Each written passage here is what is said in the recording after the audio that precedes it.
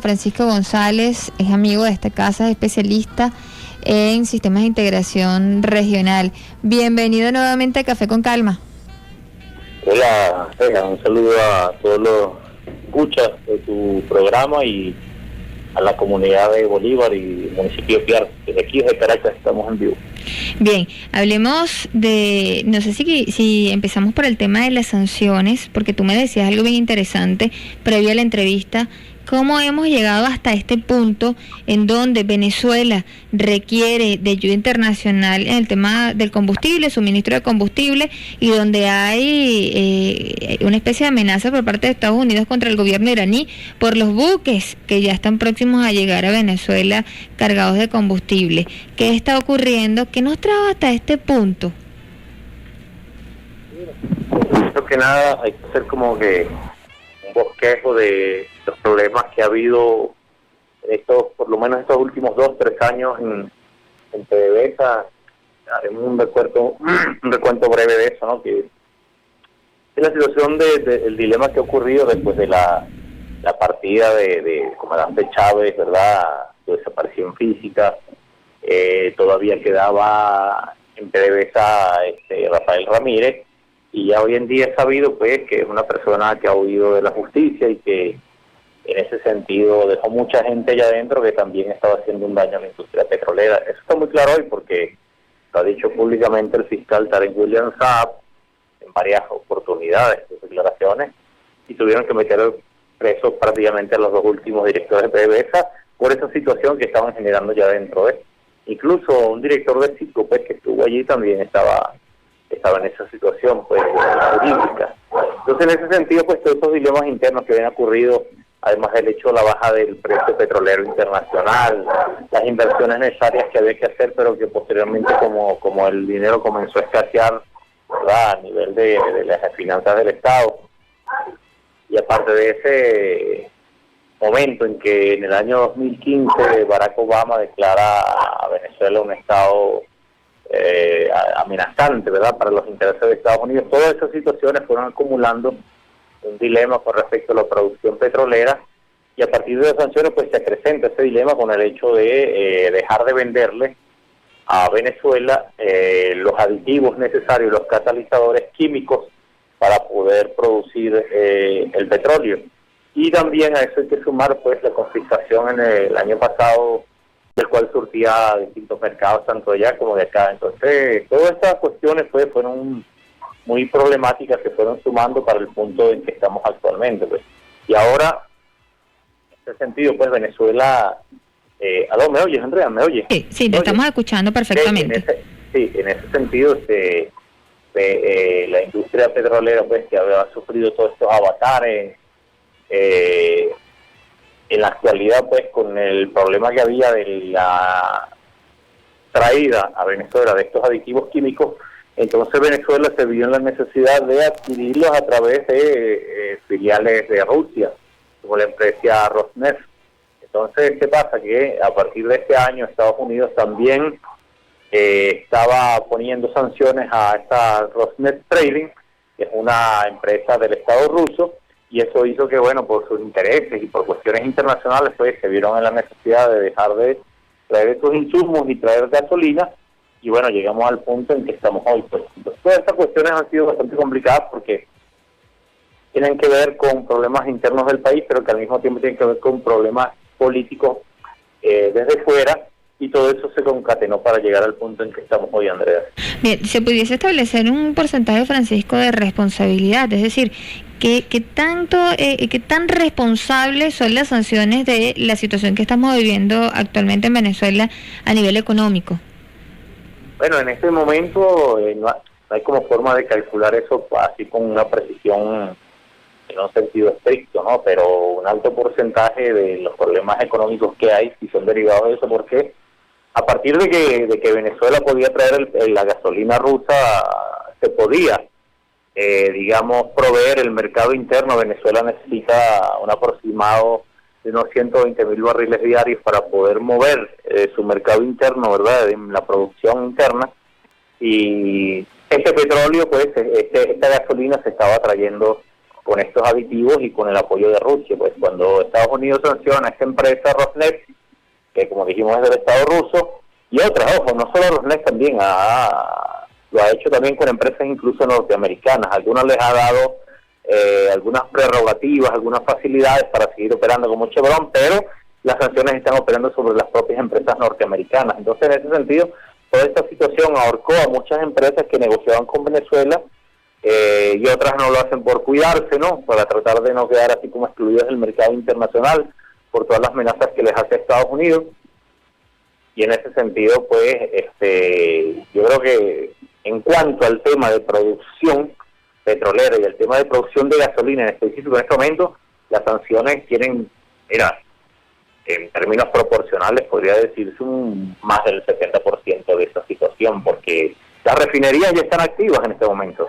Hace ya un mes, 2 meses aproximadamente, se anunciaba la reactivación del Palito, las otras en Paraguaná, pero no están los aditivos para poder producir el tipo de petróleo que tenemos acá. Entonces, eso tiene que ver también con el desarrollo histórico de PDVSA y de Venezuela como país monoproductor de gasolina y de petróleo histórico. Pues son más de 100 años en esas vinculaciones intrínsecas y dependientes del mercado netamente estadounidense y de la tecnología estadounidense para operar esa tecnología venezolana. Entonces, en ese sentido, cuando se da ese dilema político con Estados Unidos, pues queda la industria petrolera bastante golpeada. Es una situación que también debemos aprender, Andrea, porque no podemos depender de un solo país y de un solo mercado para nosotros ser un poco más, digamos, independientes en términos de nuestra industria petrolera. Y eso es lo que estamos aprendiendo justo en este momento, precisamente, ¿no? Bien, Francisco, hay muchas expectativas en torno a los buques que zarparon desde Irán con combustible para Venezuela. Se ha convertido, de hecho, en el nuevo foco de tensión entre Estados Unidos e Irán. Irán envió una carta a la ONU, Estados Unidos amenazaba acerca de esa colaboración que tiene el gobierno iraní con el venezolano. ¿Cuál es la situación que se está generando de tensión entre esos países? ¿Qué pudiese pasar? Porque también hay buques norteamericanos en las costas y bueno, hay tensión de lo que pudiera pasar. De hecho, leí unas declaraciones que emitía el ministro de la Defensa y decía que esos buques con combustible serán escoltados por naves, por aviones de la FAN para darles la bienvenida y decir al pueblo iraní que gracias por tanta solidaridad. ¿Qué pudiese pasar? Bueno, en ese sentido, Andrea, uno puede prever, así viéndolo ya más en términos geopolíticos, 2 escenarios posibles, ¿no? Que se pueden dar a partir de hoy precisamente, donde ya veíamos el mapa Google Maps y otra, porque son satelitales, imágenes satelitales de donde están ubicados los barcos, y ya está prácticamente entrando en la zona económica exclusiva del mar venezolano. A eso de las 12 del mediodía ya se calcula que puede llegar mañana en la noche. Pues.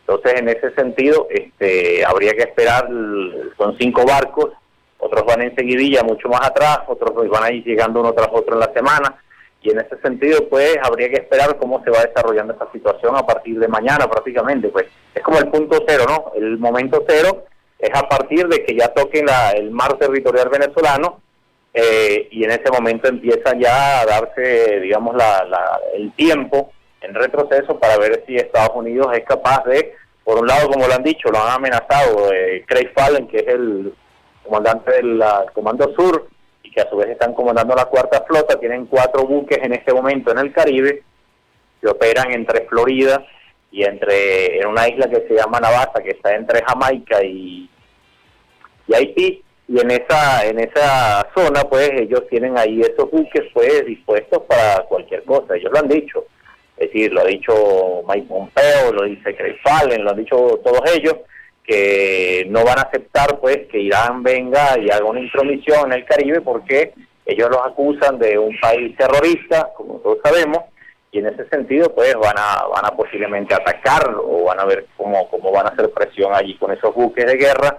Son 4 buques de guerra que en teoría están allí para pelear contra la lucha contra el narcotráfico, pero en este sentido están diciendo que vienen esos barcos a Venezuela con terroristas, pues. O sea, una cosa absurda, ¿no? Pero es lo que dicen.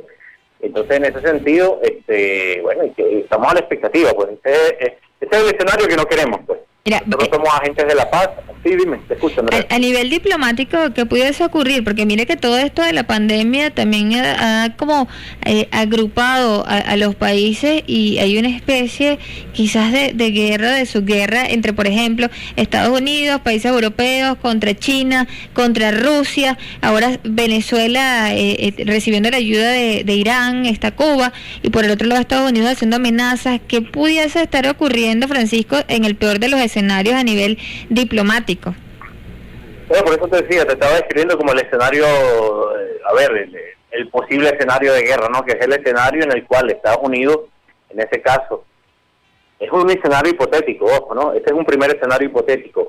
En ese escenario hipotético, Estados Unidos, que se disponga a presionar, poniendo, digamos, barreras contra estos barcos o atacándolos,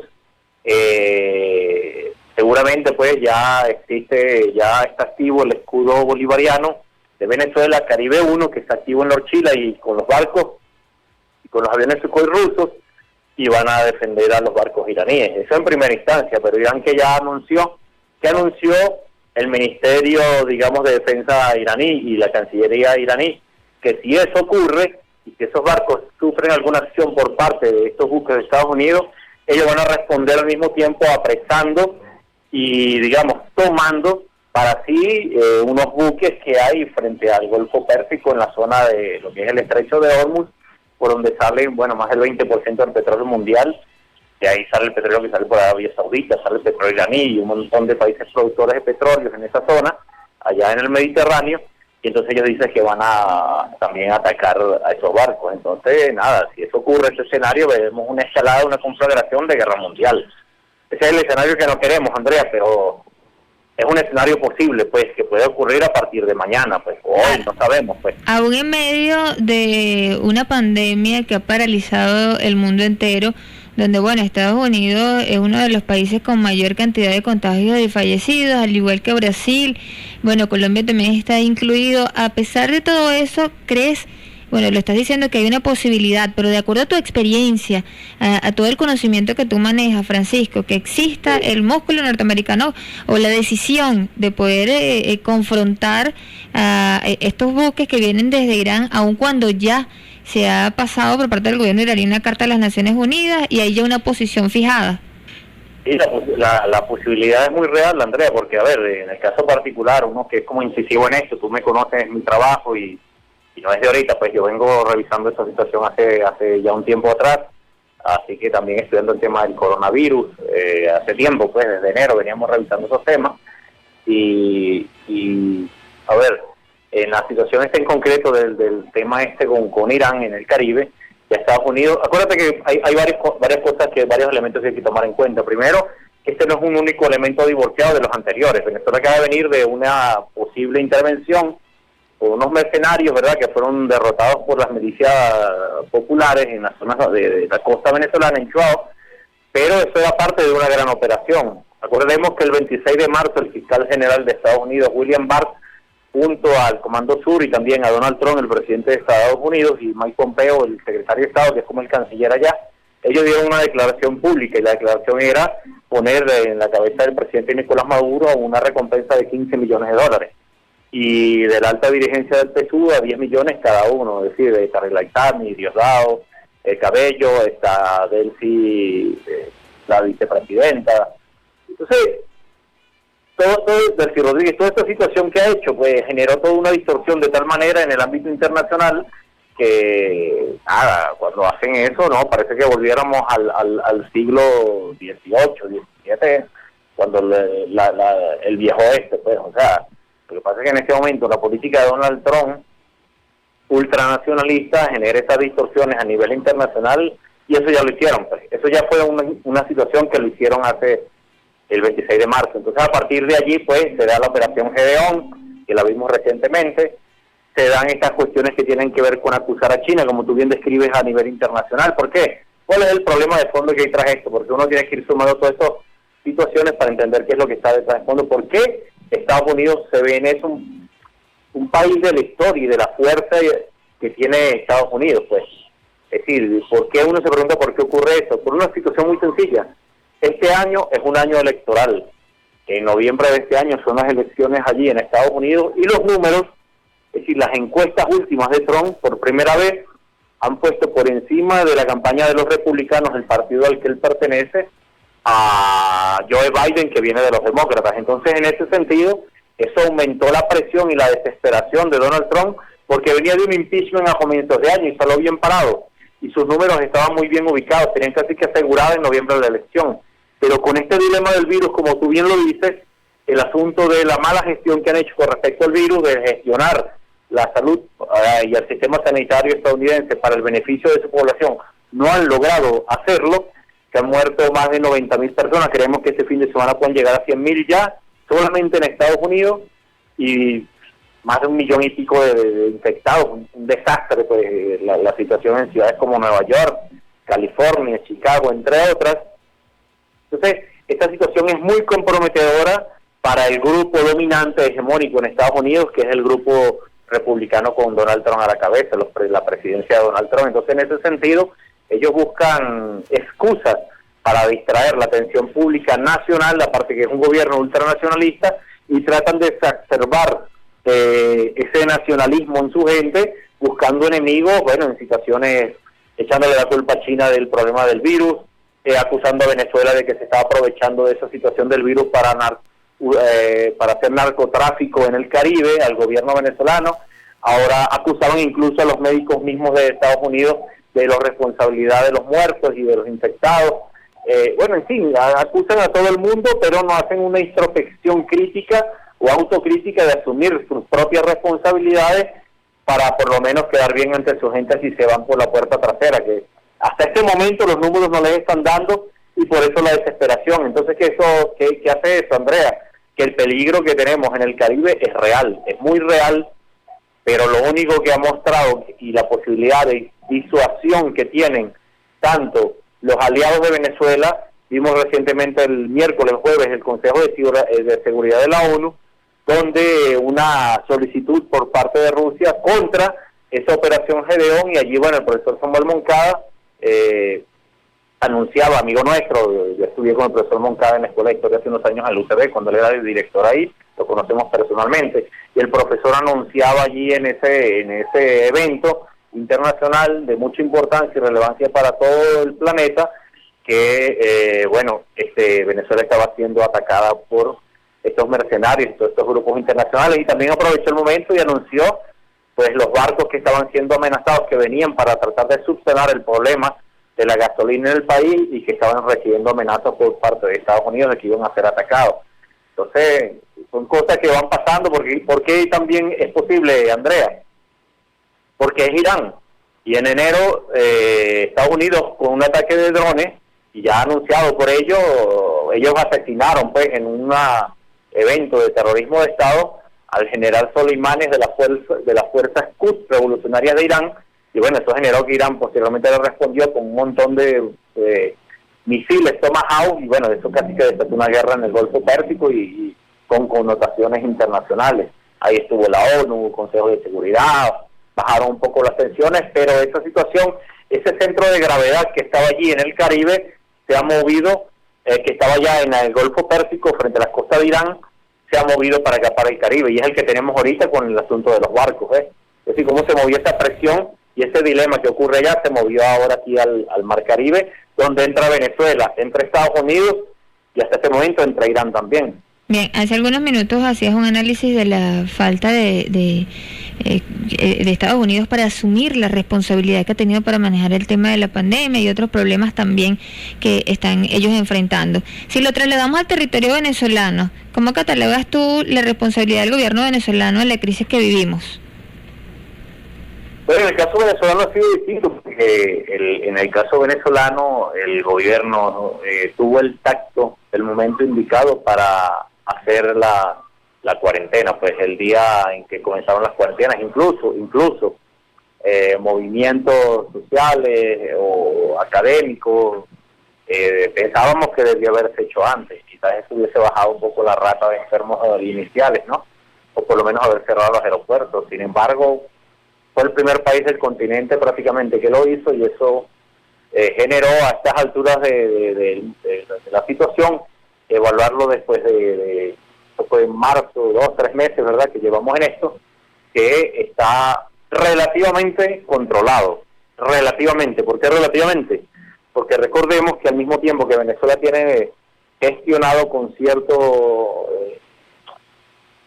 con certidumbre, pues, y eficacia el asunto del virus, tenemos la pandemia muy proliferada en países como Colombia, como Brasil, que son nuestros vecinos, con fronteras muy abiertas con ambos países, sobre todo con Colombia, y que esta situación ya nos está afectando, porque se está viniendo mucha gente que por el mismo problema sanitario de estos países como Colombia, como Ecuador, como Perú, incluso gente que se ha venido hasta de Chile, sabemos de gente que se ha venido de Chile. Esto que está haciendo que tenemos mucha gente que ha migrado por los factores económicos de estos años, está devolviéndose, y aparte de eso, pues están viniendo muchos infectados. Entonces se generó toda esta situación sanitaria en las fronteras de Venezuela, para que atajarlos allí, bueno, y hacer las cuarentenas de vida para que la gente no traiga y prolifere el virus aquí en el país. Si no se hace eso, nos vamos a cundir, así como Colombia, como Brasil. Entonces lo que se está evitando que eso pase, porque mientras más aumenta la rata de personas que están infectadas, automáticamente aumentan los muertos. Entonces, en ese sentido es lo que hay que hacer, pues no tenemos otra, porque si no se hace así, lo contrario es lo que está pasando en Colombia, lo que está pasando en Ecuador. Hay una cantidad de infectados tremenda, de una manera tan descontrolada que ni siquiera saben el número oficial de infectados, y la cantidad de muertos es un descontrol total. Entonces, en ese sentido, es lo que tratamos de evitar, pues. Es lo que ahorita se está buscando que no pase en este país. Sí, bueno, realmente es alarmante ver cómo las cifras han estado aumentando en estos últimos días. Sabes que a mí me llamaba también la atención algo, y lo he repetido en varias oportunidades en el programa, y es que no se ha dado todavía, después de diciembre, enero para acá, que ya se conoce del virus, el mes de diciembre, una cumbre de líderes mundiales en donde se enfoque el problema de la pandemia como uno solo. Lo decía el director de la Organización de las Naciones Unidas, de la Organización Mundial de la Salud, que esto ha demostrado que la humanidad es una sola familia. Sin embargo, las estrategias no se están unificando y no se están abordando como una sola familia. ¿Por qué crees, Francisco, que hasta el momento no se ha llegado a una gran cumbre de líderes mundiales para buscar estrategias de combatir este coronavirus? Bueno, ves que hubo una, el 3 de mayo, si mal no recuerdo, 3 o 4 de mayo, que cayó lunes, la semana pasada, se dio ese encuentro de la MENOA, el encuentro internacional donde participó Venezuela, ¿verdad? Bueno, por cierto, ahí el presidente Nicolás Maduro aprovechó de denunciar el asunto de la operación Gedeón. Y en esa cumbre de la MENOA, pues te lo digo porque nos tocó analizarla a fondo, porque tuvimos que aceptar algunas declaraciones en distintos espacios de medios, nacional e internacional. Y en esa cumbre MENOA estaba Antonio Guterres, el secretario general de la ONU. Él participaba en ella, pero desde su casa, ¿no? Tipo online, o desde las oficinas, ¿no?, de las instituciones, porque por el tema del distanciamiento social se está buscando evitar lo más posible el contacto entre humanos, ¿no? Entonces, esa reunión online estuvo también el director de la OMS, el doctor Ghebreyesus, y también estuvo pues la representación de la Unión Africana. Entonces esa fue bastante sustanciosa en términos de organismos multilaterales que estuvieron allí y se dirimieron estas cuestiones. Yo después me comprometo a darte el link para que lo puedan comentar más adelante o hacer otro programa sobre eso en específico. Y allí se hablaba todo eso de lo que tenía que ver, muchos temas, ¿no? Pero entre esos estaba el asunto, en principio, a ver, estoy haciendo memoria de lo que me tocó comentar ese día. No, ¿este no es el mismo del G20? ¿Sí? No, porque bueno, estoy buscando la información y solo me aparece el G20. Tiene que poner ahí la reunión de la MENOA, que fue sobre el COVID-19, creo que fue el lunes 3 o 4 de mayo. MENOA. 4 de mayo. MENOA, el movimiento de no alineados.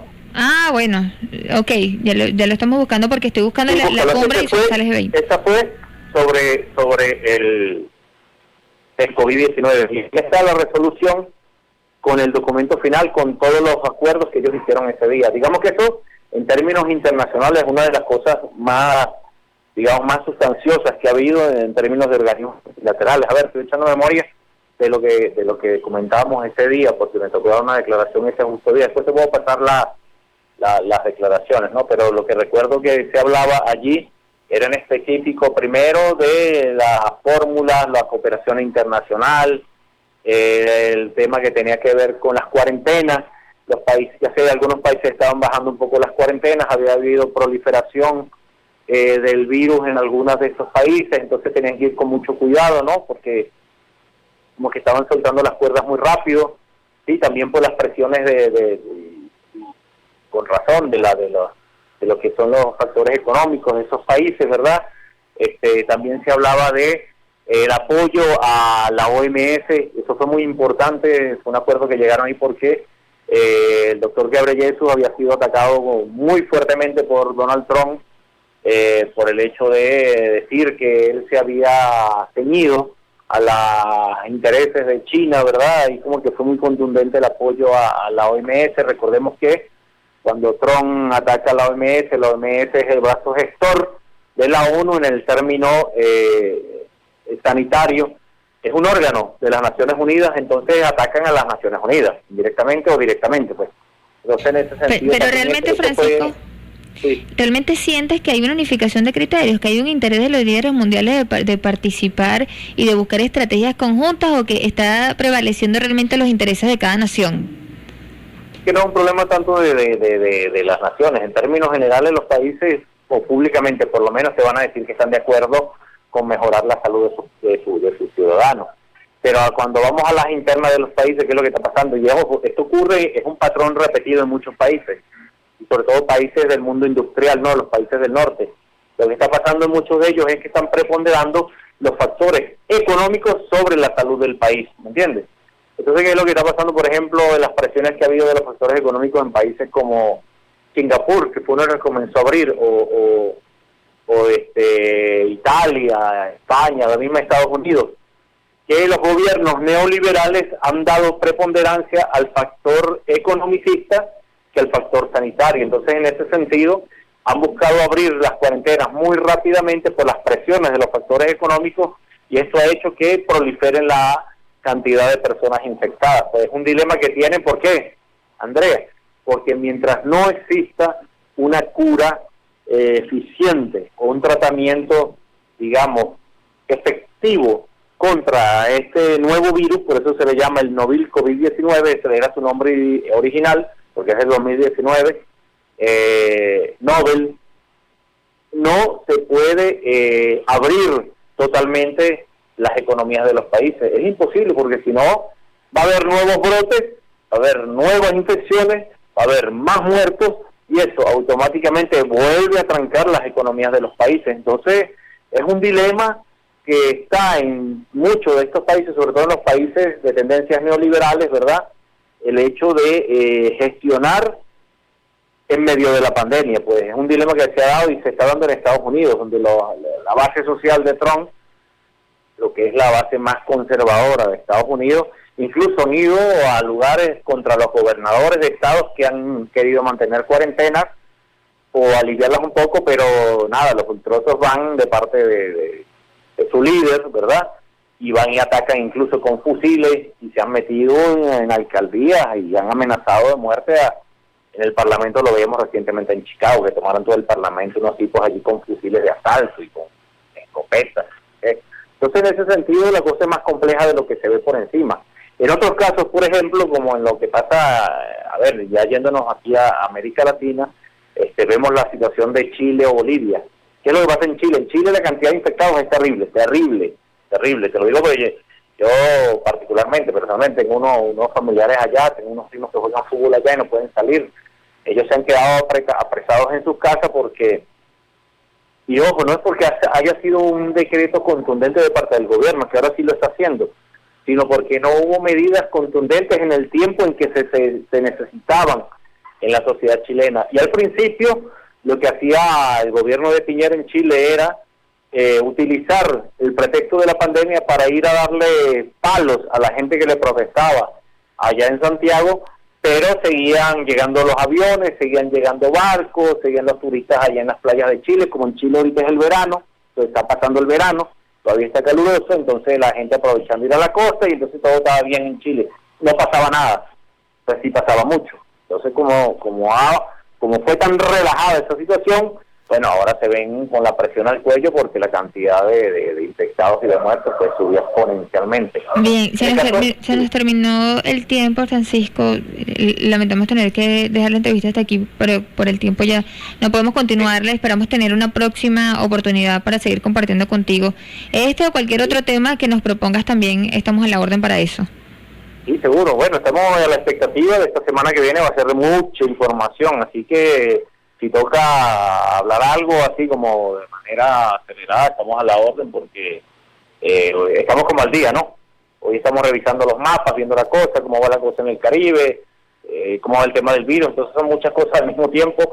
Hoy se tomó la medida contra DirecTV y bueno, hay que restituir la señal, ya sabemos que hay nueva directiva, conocemos gente dentro de Conatel y esperemos que pronto tengamos por lo menos la parrilla funcionando de nuevo de mucha gente, que bueno, que eso es parte de estas medidas de sanciones de Estados Unidos al país, ¿no? Bien, te agradecemos mucho y esperamos tenerte nuevamente Café con Calma, que estés muy bien, siempre es un placer. Sí. Gracias, Andrea, gracias a ustedes, que estén bien, mucho éxito.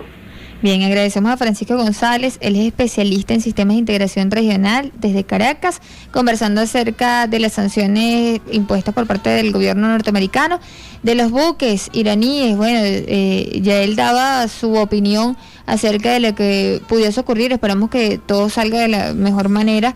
Hay muchas opiniones